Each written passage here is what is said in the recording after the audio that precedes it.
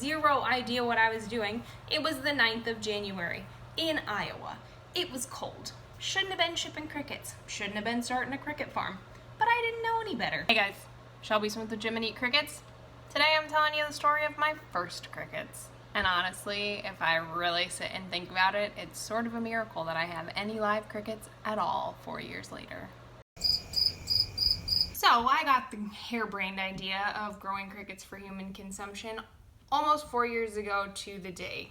It was January 1st of 2018. It was frigid cold outside. I wasn't really looking for a new business venture per se. I was open to opportunities, but it was not something necessarily at the forefront of my mind of like, yes, I am going with the next opportunity that I have. Just was not the situation. It was really, really cold. I had a previous conversation with my dad about looking at niche agriculture and different options than corn, soybeans, cows, pigs, chickens, all the normal things, and branching out on my own and figuring out something else to do. I truly do not remember what sent me down the Google rabbit hole of entomophagy. It might have been a podcast that I was listening to, but I really don't remember the specific spark. I really wish I did. But I landed on an article about a woman about half an hour away from here, well, probably more like an hour away from here, in Keystone, Iowa, who was growing crickets for human consumption. This was a really old article. It was 2015, so this is 2018, already 3 years later. But I started reading it, and I was absolutely intrigued. So I sent it to my parents, and I said, this is really interesting. And for whatever reason, it really caught my eye, and for the next 9 days, yes, 9, I did not spend a whole lot of time thinking about this. I just sort of jumped in. 9 days of thinking about it, 9 days of research, 9 days of conversations with anybody who would either call me back or email me back, which was not very many people. It's one thing why I try to be as responsive as possible, because I just think that much of this industry is shrouded in mystery, and I don't want it to be like that. So, 9 days. So, January 1st, read the article, sent it to my parents, thought it was a cool idea. January 9th, I bought my first 10,000 crickets. Common question, where did I get them from? Armstrong Crickets. Down, they have multiple farms, Louisiana and Georgia. I didn't know. This is the thing, like, I'm projecting all of these things that I think that I thought that I knew, but I definitely didn't. But in retrospect, I fill in the details. I wanted to grow Acada, common house cricket. Not really entirely certain why at this point, but it's what I wanted. And so the two main suppliers of Acada that I think and have heard have the best reputation for healthy crickets are Armstrong and Flukers. Didn't even know Flukers existed at the time. Armstrong, I think, was the first one that came up on Google. So Armstrong was where I bought my first 10,000 crickets from. Mind you, again, really had zero idea what I was doing. It was the 9th of January in Iowa. It was cold. Shouldn't have been shipping crickets. Shouldn't have been starting a cricket farm. But I didn't know any better. So it's what I did. I wanted to order as many crickets as I could reasonably, and I thought 10,000 seemed like a good idea. The only crickets that you could purchase in 5,000 lots at that time were 2 weeks old. Actually, I'm not entirely certain that that's the truth. Again, this is just how I remember things. The older ones might have been way more expensive, so I just thought, well, we'll just do the 2-weekers because they're cheaper. So I bought 2 5,000 count boxes of 2-week-old crickets, and then got to work with my setup. Really didn't know what I was doing. Knew that food and water were important, knew that heat was important, really didn't know much else. And the funniest part of the whole thing is I had no concept of what size 2-week-old crickets were going to be.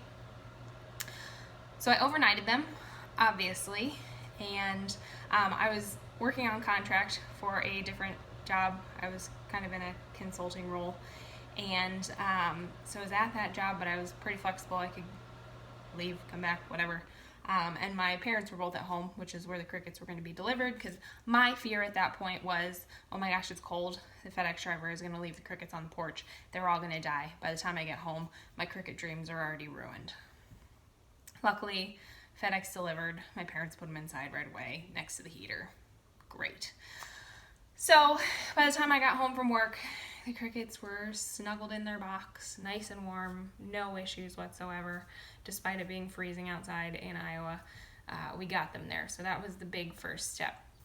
The boxes they came in, because they were 2-week old, did not have any sort of screen. They were all really well taped up. At the time, didn't know why, had no idea why, had no conception of how small a 2-week-old cricket was. I had my bins ready. I had collected some egg cartons from friends, like extra egg cartons, and put them in these blue, actually, those blue 18-gallon totes right there. That's what I started with. Put them in 2 18-gallon totes. I had some chicken feed. I had a sponge with water. I hate sponges. Do not use them. But the resources on YouTube at the time led me to sponges. I'm trying to be better than those resources. Anyway, so 2 of those 18-gallon bins, some egg cartons, I made sure I taped the top. I knew that at least. That was supposed to keep them in there. I knew I needed to keep it warm, and I knew I needed a water source. Cool. We are set up. We are ready to go. Next step was to get the crickets from the boxes to their homes. Should be easy peasy, right? No problem whatsoever. Remember this whole, I had no concept of what size 2-week-old crickets were. None. No idea how tiny they were. No idea how they get into everything and get out of everything, and you just have to be very quick. So, my rookie self at this point takes a box cutter, like this one, and proceeds to delicately, very slowly, cut the tape of one of the boxes. What do you think happened next? The crickets went everywhere. And I kind of started to panic, started to freak out a little bit. Tried just throwing the box in the box, but I had the egg cartons too tall. It was just a freaking disaster. So I had crickets getting out. I had put the box in the box, and then I was trying to cut the rest of the tape off so that I had no idea what was even in there. I didn't know how they were packed. I didn't know that there were egg flats in there. I didn't know there was a heating pad. I didn't know that there were chewed up potatoes. I didn't know any of this. I had no idea. And so finally I got the box completely opened. I got as many crickets out and into the bin as I possibly could. There were probably at least 1,000 of them that were lost in the room at that point, not coming back, free range forever. So yeah, it was really big struggle. Same with the second box. It was like I didn't learn anything on the first box, but they were my first crickets, so I'll give myself a little bit of grace. As far as actually growing out those crickets, man, I really didn't know what I was doing. Had no conception really of humidity control. Heat control was kind of all over the place. The room I was in was not super well insulated. It wasn't super easy to keep the humidity controlled. I knew enough to put the breeding trays in at relatively the correct time. I'm sure I was probably early and or late. And then I was incubating them, no doubt, at a temperature that was too low because it took 21 days for my first babies to hatch. So for 3 weeks, I sat there and watched and watched and watched these pans of dirt, hoping that I had babies come out because I didn't want to have to order another 10,000 crickets and start all over again. So, luckily, 21 days later, I started with 2 of those blue bins. Second round, I went to 4. At the time, again, I had zero idea of how many babies are coming out of the breeding trays. oh, I'll just stick the entire breeding tray as it's hatching into a new bin. Surely they don't have more crickets than could be supported in that bin. That's what I saw on YouTube. It was a disaster. Thus began the trial and error that has gotten me to here. So, if you are watching this and you are on your first round of crickets and something has gone wrong, or you feel like you've done something so totally stupid, please don't feel bad. That's how we all started. That's how I started.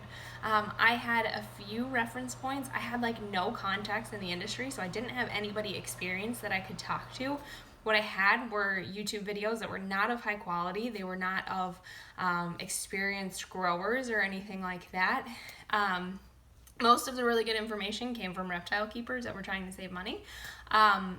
So all of that to say, you're doing great. We all have to start somewhere. That's the story of how I started. It was a pretty rough one, but here we are 4 years later. So, still not perfect, still a lot of things to improve on, but we at least are a little better at crickets. And now I at least know how big a 2-week-old cricket is. For reference, these are 2-week-old crickets. I put a penny in there so that you would have a reference to their size. So this is the size of the crickets that I got in my very first shipment. And I had to dive way into the archives to find these. This was my first bin setup. Oh my goodness. Here's the box of crickets. And here is one of the stray crickets that I managed to catch. I guess I drew my logo that day as well.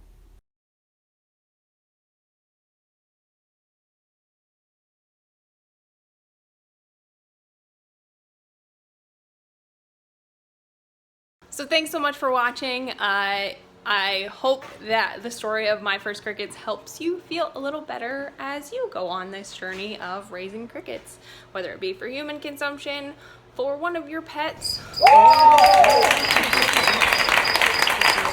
somewhere.